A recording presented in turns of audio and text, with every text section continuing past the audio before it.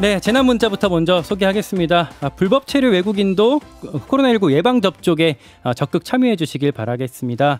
불법 체류 외국인이 2022년 4월 30일까지 3차 접종 완료하고 2022년 10월 31일까지 자진 출국하면 범칙금 면제되고 입국 규제도 유예가 됩니다.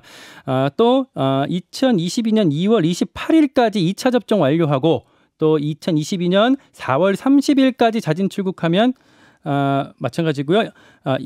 범칙금 면제되고 입국 규제 유예가 됩니다. 이상 질병관리청에서 알려드렸습니다. 시사 기상도 넘어가야겠죠. 2월 중순에 이제 접어들었습니다.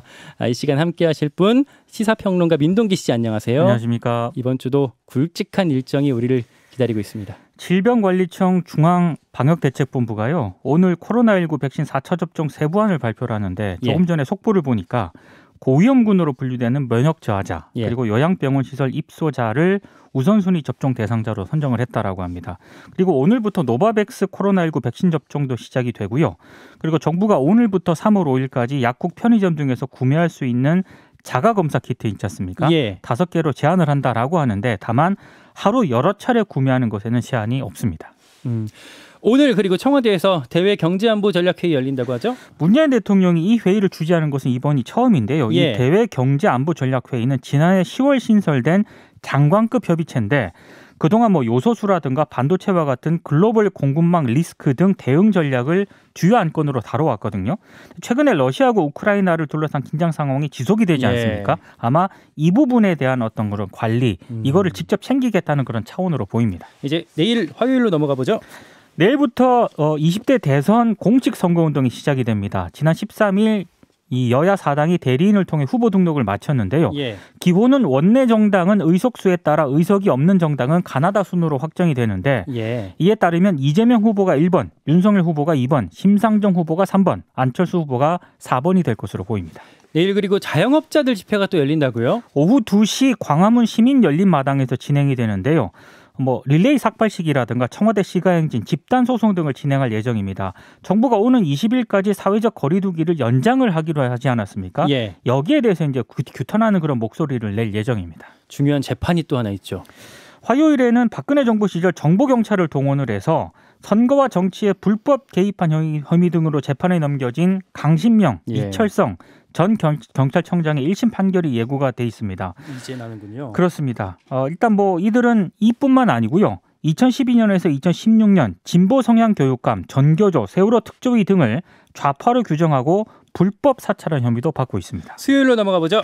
통계청이 1월 고용 동향을 수요일에 발표를 합니다. 지난달에는 오미크론 변이 바이러스에 따른 코로나19 확진자가 크게 증가를 하지 않았습니까? 이에 따라 방역 조치가 강화가 됐는데요. 이것이 고용에 얼마나 영향을 미쳤을지가 관건입니다. 북한 관련 일정도 있다고. 수요일에 김정일 국방위원장 생일이거든요. 80주년인데 지금 최근에 북한이 열병식을 준비하는 정황도 포착이 돼서 혹시나 군사적인 어떤 그런 긴장 분위기를 조성하는 것 아니냐라는 전망이 나왔는데 지금 중국이 베이징 동계올림픽을 열고 있지 않습니까? 그래서 이런 점을 고려했을 때 수요일에는 정제된 형태의 기념 행사가 열릴 가능성이 높다, 이런 관측이 나오고 있습니다. 목요일은 어떤 일정이 있을까요? 오스템 임플란트 운명이 결정이 됩니다. 직원이 2천억을 횡령한 혐의로 지금 매매 거래가 중단이 된 그런 상황인데요. 한국거래소가 목요일까지 오스템 임플란트가 상장 적격성 실질 심사 대상에 해당하는지를 결정을 합니다. 운명이 목요일에 결정이 될 것으로 보입니다. 재판 일정도 있죠? 김성태 전 의원의 상고심 재판이 예정이 되어 있습니다. 목요일에요? 대법원인데요. 딸의 어떤 그런 특채 비슷한 그런 혐의로 지금 재판에 넘겨졌는데 1심은 무죄, 2심은 징역 1년에 집행유예 2년이 선고가 됐거든요. 대법원이 어떤 결론을 내릴지가 주목이 되고 있습니다. 대법원 선고가 하나 또 있다고요? 권성동 국민의힘 의원과 관련된 그 재판인데요. 지금 이 강원랜드 교육생 선발 과정에서 의원실 인턴 비서 등 11명을 채용하게 한 혐의로 재판에 넘겨지지 않았습니까? 1, 2심에서 모두 무죄가 선고가 됐거든요. 그렇죠.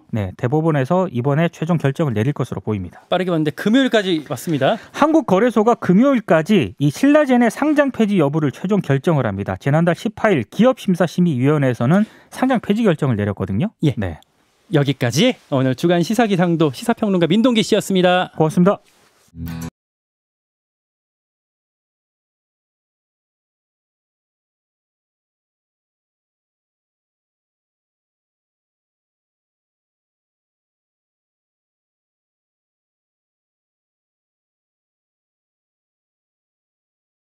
함께 만듭니다.